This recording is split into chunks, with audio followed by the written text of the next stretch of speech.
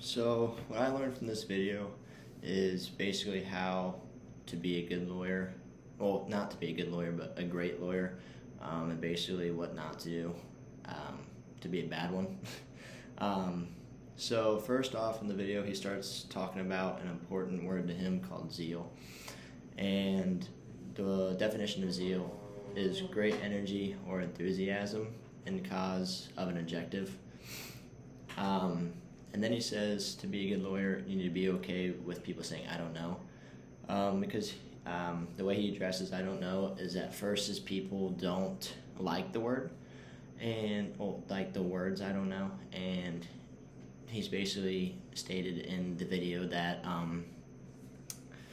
you just need to be okay with it. He then gets into saying lawyers become specialized so they know something about everything, and that's big because as a lawyer you don't want to be kind of as a know-it-all. You learn new things in each case. Lawyers are supposed to be like chameleons and adapt to each situation, and that's really big because if you don't adapt to the different situations and different cases, then being a lawyer is probably not for you, because if you can't adapt, then you're not going to be much of a help when it comes to being in court. And lawyers should also avoid emotional reactions and distractions, and that's big because say the courtroom starts to get kind of hostile and people in the crowd start yelling at you, and if you let that affect you, you're not going to be able to do your best in the case.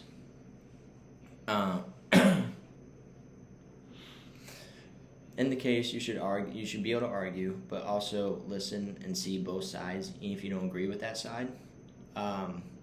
So a touchy subject would be abortion. Even though some people may not agree with it, you also need to just listen to other people and as they're talking about it, because you could learn things that you didn't know before. As a lawyer, you need to be able to notice patterns so you know what happens next, because you don't want to be caught off guard.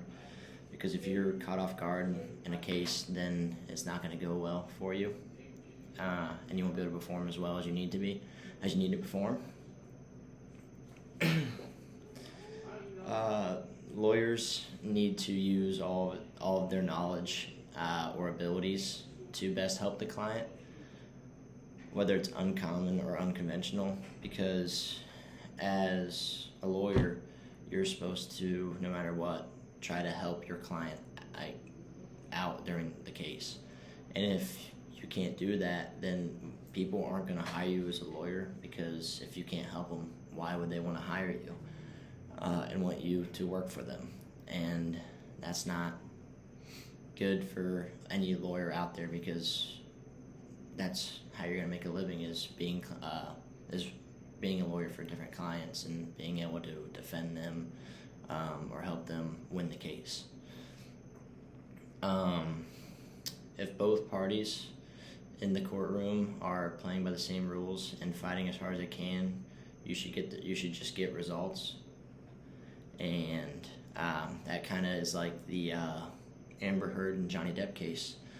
Both of them, majority of the time, both of them were arguing and working as hard as they could and playing by the same rules, except for here and there. But in the end, they were getting the results. And they moved on from that. Sometimes you're dealt great cards, and sometimes you're dealt bad cards. And your objective either way is to do the best you can with what you have to do, with what you have, and to win. Because say you get dealt bad cards and you just give up, that's not good for your client, because they hired you as their lawyer to help them and get them the win in the case.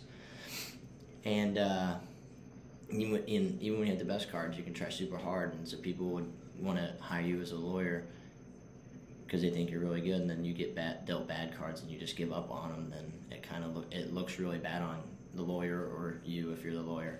So no matter what, you need to make sure you're trying just as hard with whatever cards that you're dealt. It is easier, according to the speaker, it is easier to criticize yourself than other people. You are willing to battle for other people more than just yourself, and that's big because you need to be able to stand up for yourself in court and like back your own stuff up, because if not, and if you're not battling for yourself, then it's not going to go well. And I think that you need to back yourself up and fight just as hard, talking about the case, whether people are firing back at you and stuff like that. You need to work and battle yourself as much as you're battling for and fighting for your client. Sorry, that probably didn't make any sense. I got kind of messed up, but so he kind of made an example throughout the video. He said, a coyote chasing a roadrunner, you chase the end goal, hurting yourself instead of thinking of better ways to reach your goal.